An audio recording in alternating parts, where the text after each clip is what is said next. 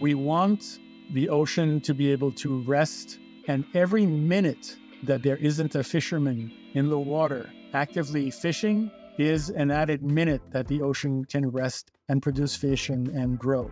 Hi, I'm Jay Ruderman, and welcome to All About Change, a podcast showcasing individuals who leverage the hardships that have been thrown at them to better other people's lives. This is all wrong. I say put mental health first, because if you don't... This generation of America has already had enough.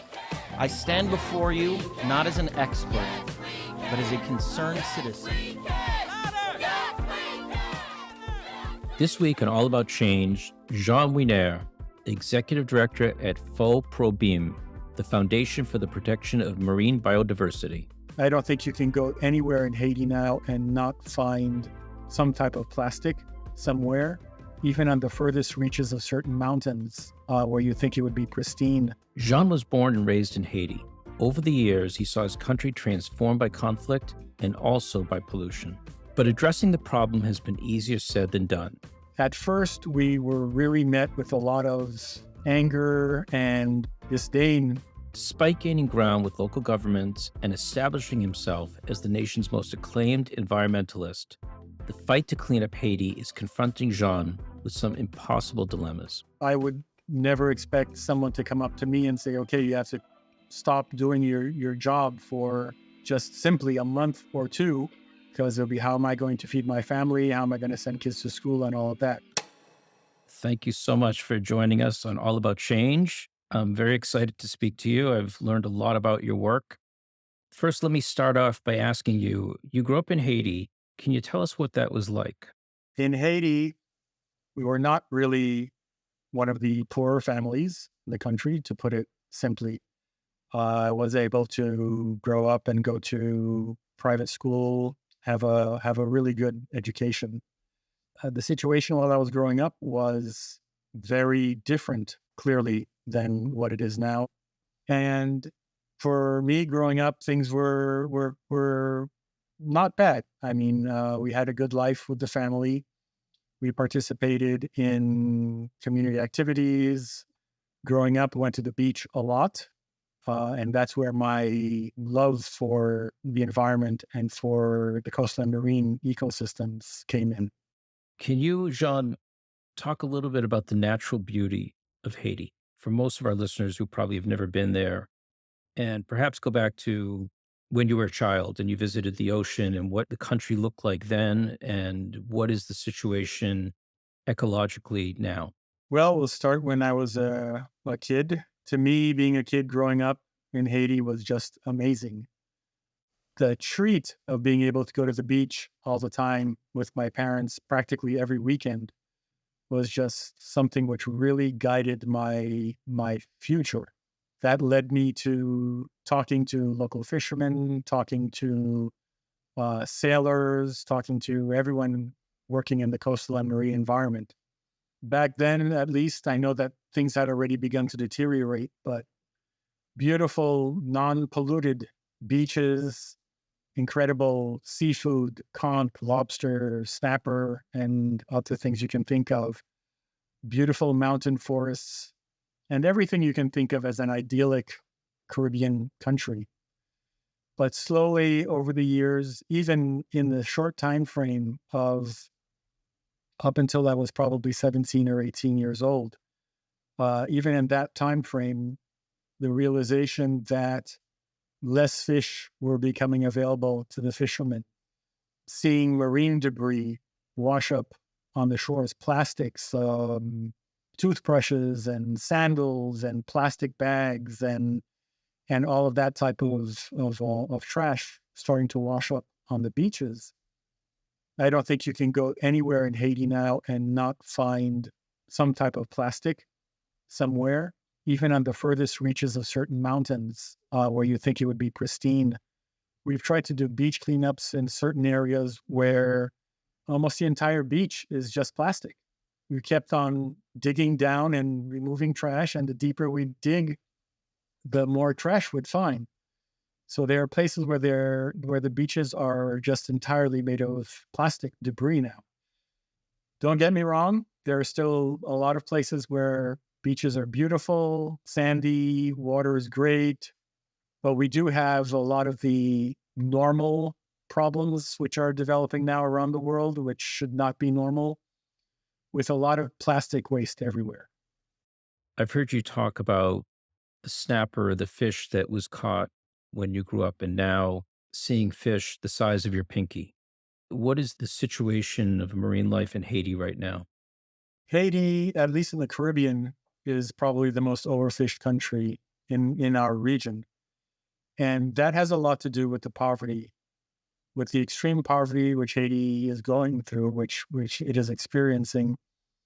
People who may not normally have taken up fishing as a part of their normal work life have now entered the fishing community, if you will, and are using methods and fishing techniques which are unsustainable and are causing damage to the marine environment and therefore reducing the fisheries. The biggest problem, of course, starting with the poverty issue, is that as fish become more and more scarce, the methods for catching them become more and more extreme.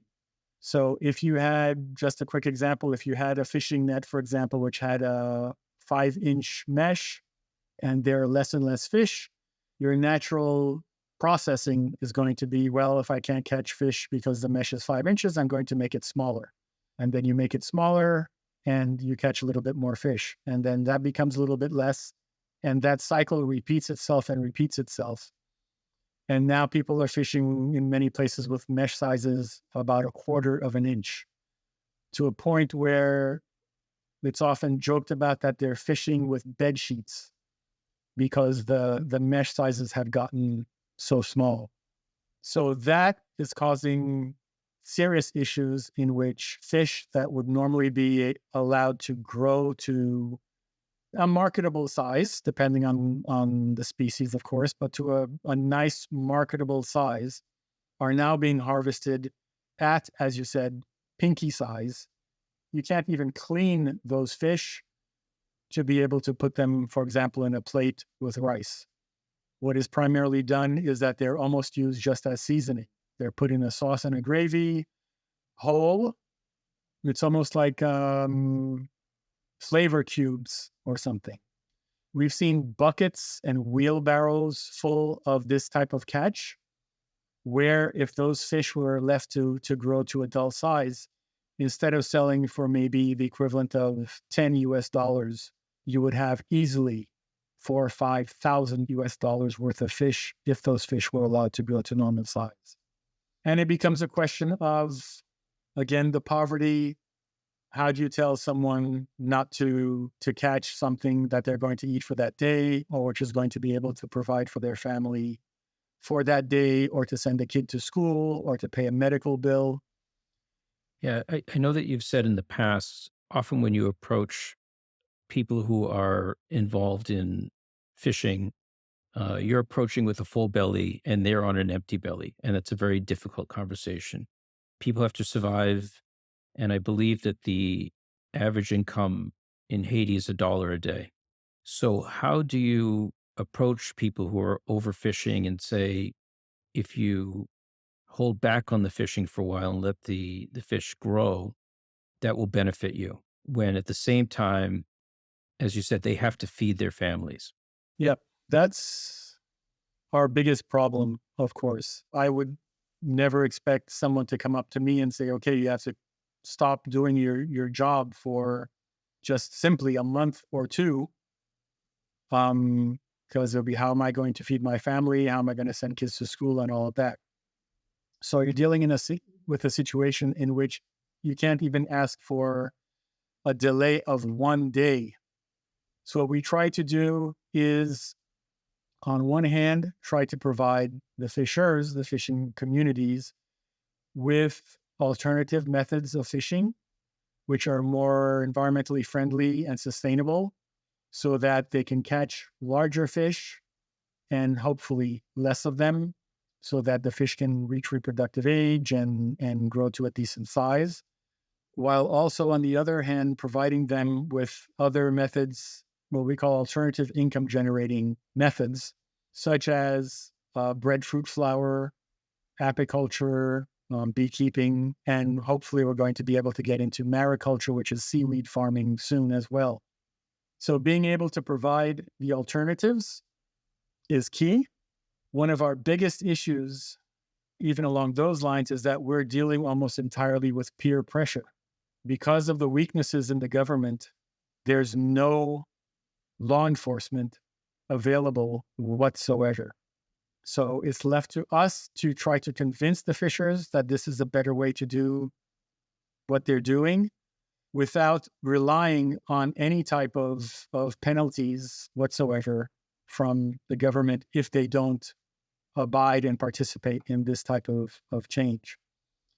I mean, you really have to take a holistic approach to all of this, taking everything which is happening into consideration.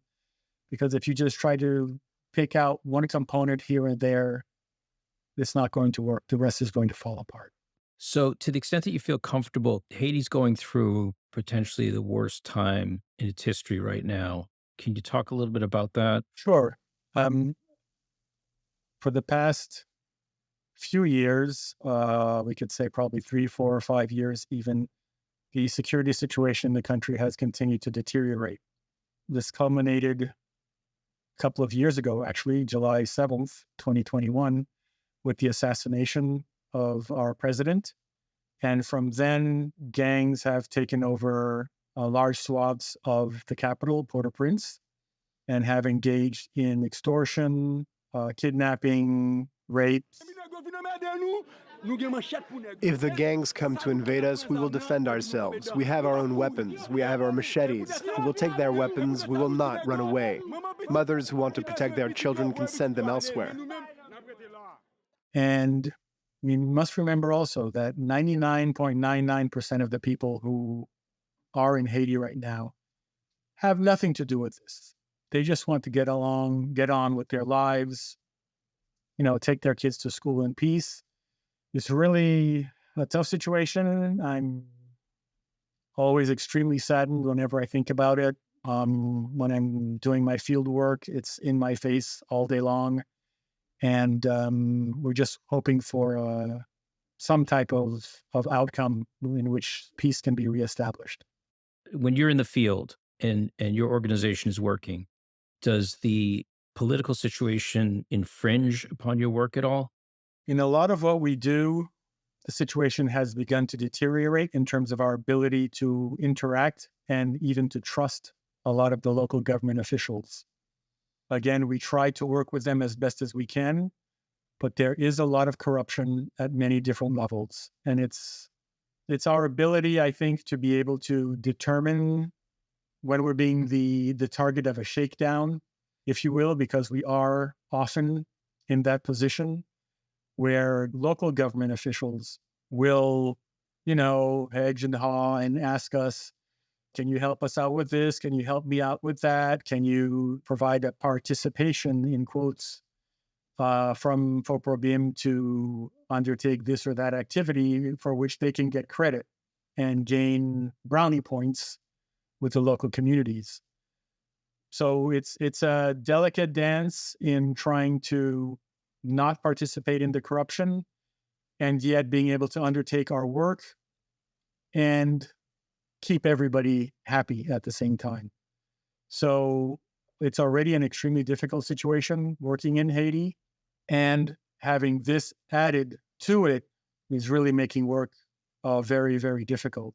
And on top of that, the logistics that we have to go through now to move things around the country to do our work, to move people from one location to another to be able to undertake, for example, educational activities, is complicated by the gangs that block the roads, that kidnap people, and can be extremely violent and take your stuff, take your equipment out of your car, or even take your car if you're in the wrong place at the wrong time.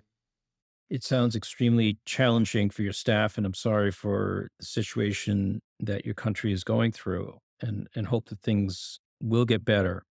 So, Jean, can you talk about how you came up with the idea and founded your NGO, FoProBiM.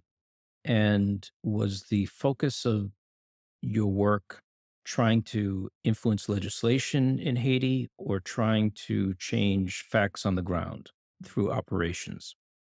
Well, FoProBiM started as a purely scientific research organization with the goal of working to try to protect and manage coastal and marine resources because, again, I was friends with fishers and they kept on telling me about how bad the fishing was becoming. It quickly became obvious that we were not going to be able to protect and manage the coastal and marine environment as we would like without beginning to engage those who were, for lack of a better word, exploiting the resources. So we began entering into more collaborative agreements with the fishermen, with the fishing associations, fishing cooperatives, trying to really engage these stakeholders, these fishermen, in working on trying to better their livelihoods. At first, we were really met with a lot of anger and disdain, even to a certain level. But we explain, we have the question for the fishermen. What do you want? They say, we want better and more fish, and we want to have good and sustainable livelihoods and to make a good living for our families. And we tell them, what do we want at FoProBiM? We want better, bigger fish so that you can have a more sustainable livelihood for your families. So we're actually coming at the issue from two different ends, perhaps, but the end goal is the same. We are not an organization that enters a community and tells them what their problem is. We enter the communities and we ask, what do you need in terms of fisheries, since that is our domain, in terms of protecting the coastal and marine environment, and work with them to provide income generating activities, gear swaps, educational activities, and things along those lines. Jean, can you talk about a success story where you've gone into a community and the community has been able to change their situation? And as a juxtaposition, what NGOs do wrong and how to effectively work in a country like Haiti and how not to effectively work there? So for us, let's say our favorite success stories are the stories in which the local communities were provided with a certain amount of training and equipment and took that and really ran with it. One of the communities which we work with, we had undertaken certain small mangrove restoration activities with them. We had provided them with training and beehives so that they can start agricultural activities for the communities. And we recently provided them with a couple of kayaks so that when they have their local annual village party, they could use them and at other times, but they could use those kayaks to generate a little bit of income, renting them out to local tourists to generate a little bit more income for the community. So that community actually doubled the amount of hives that we had provided with them initially and are now one of the larger honey producers in the area where we work. They had taken some of the money that they made from helping us undertake some of the mangrove restoration and took a previously defunct fish pond and restarted the fish pond and were able to generate income from fish grown in that fish pond. They expanded their activity with the kayaks that we had provided them and included even other fishers' boats because there was demand for some of the now ecotourism activities that they were undertaking and were generating more money from that. Just have to remember something which I had put in my mind from the very beginning is that we want the ocean to be able to rest And every minute that there isn't a fisherman in the water actively fishing is an added minute that the ocean can rest and reproduce fish and produce fish and grow. So being able to provide some of these coastal communities with alternatives, as you said before, the apiculture, the ecotourism, and other types of activities. So what we really look for often is just that, the ability of the local communities to not depend on us 100% for new activities and for their survival. Whenever we undertake activities, we always ask local communities for a counterpart input. So if we provide them with beehives, for example, we ask that they provide the land where the hives can be installed, that they clear the land and manage the beehives for themselves so that they have skin in the game. For the kayaking, for example, we ask that they develop a place and develop a method and a system where they can store the kayaks and generate enough income so that they can upkeep the kayaks so that they can continue to use them. Some other organizations, and in many cases, we know that they're just there to check the box. We are 100% against just giving things away. There's a saying in Haiti that if you don't need it, I certainly don't need it. So if you just give things away, it's never appreciated. If you provide people with leg up and they have to provide some skin, they have to put some skin into the game as well, they will appreciate it more. They will work more to be able to grow it and expand it and use it versus if you just give things away. For the boats and the motors, for example, that activity, we warned that organization not to do it because that's not the way things work in Haiti. Project lasted, they gave boats to organizations probably over the course of a year. This was probably 10 or 12 years ago, maybe. So right now, there are no boats left. There are no motors left. Either they broke down and or were sold to people for a quick buck because the people, again, did not have any skin in the game. Can you talk a little bit about why mangroves are important to the environment and what is the threat to mangroves in Haiti right now? Sure. The mangroves in Haiti help protect the coastline and the coastal communities, importantly, from the frequent hurricanes that we have. They break the waves. It helps to keep houses from being blown away when you have that line of mangroves along the shoreline. And critically, they serve as fish nurseries. A large majority of the fish that the fishermen are catching have at least part of their life cycle within the mangrove forest and the mangrove roots. So they are, for coastal communities at least, incredibly important. And the issues that we're having in Haiti is that they unfortunately also make very good charcoal. And Haiti has a fuel issue.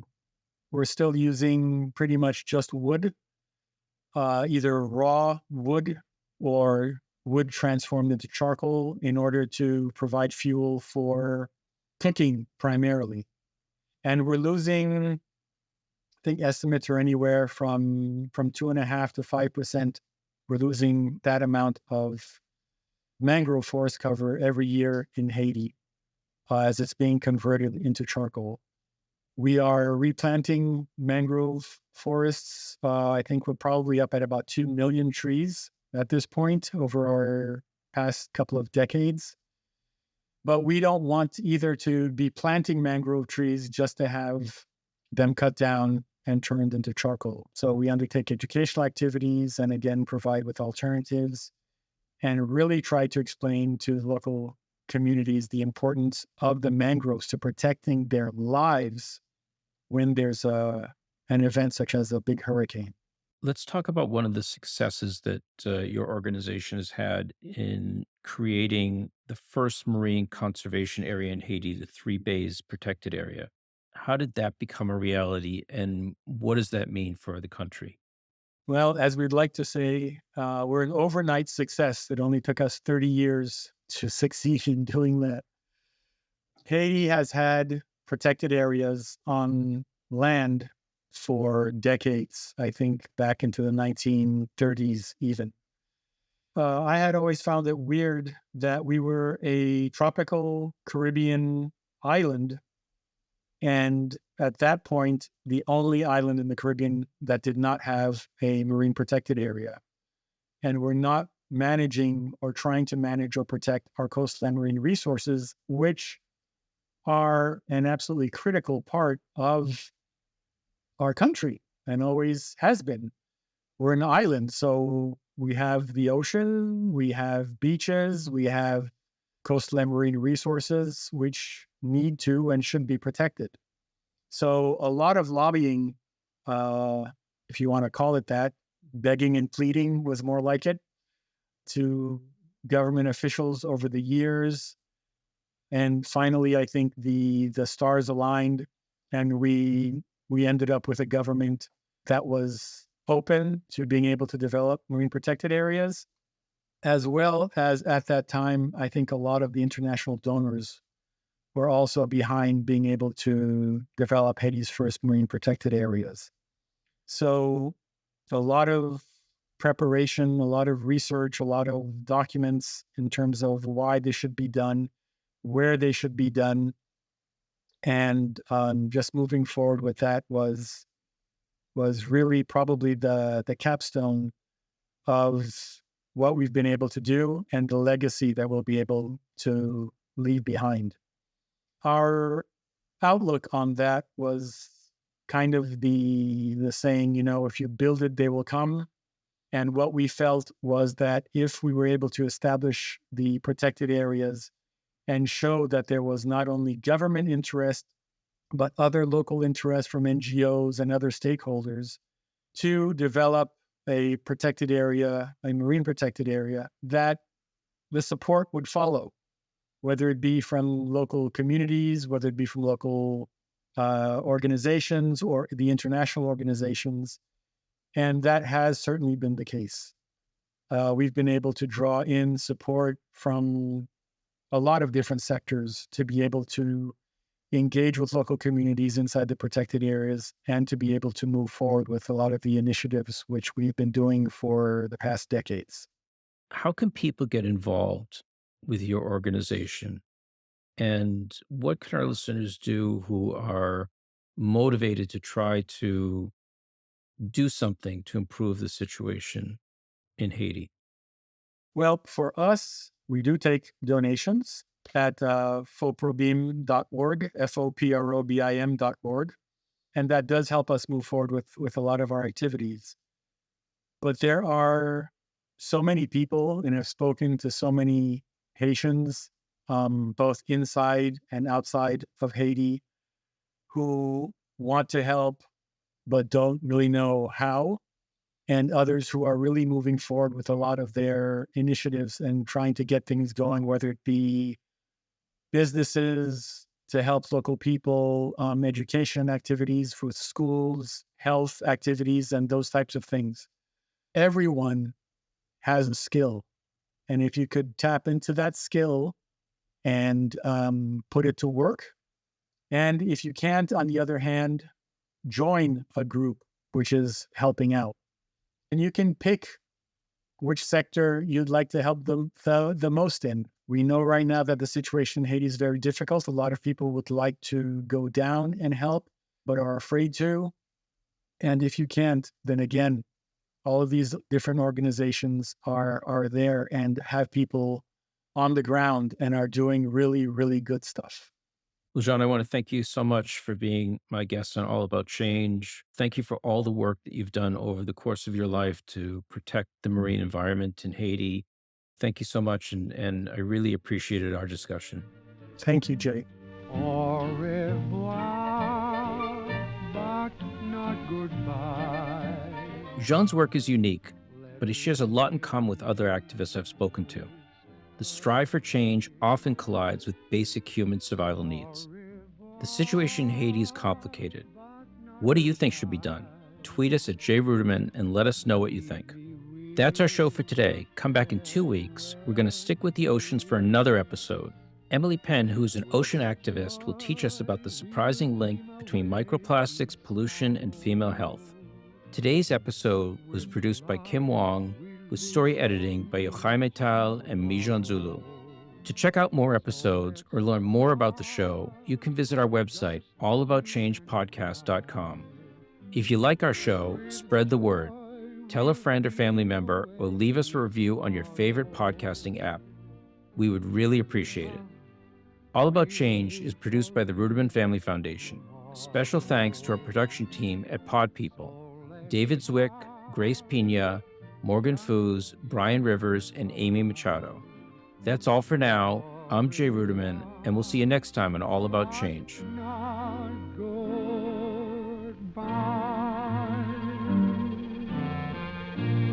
Au revoir, but not good.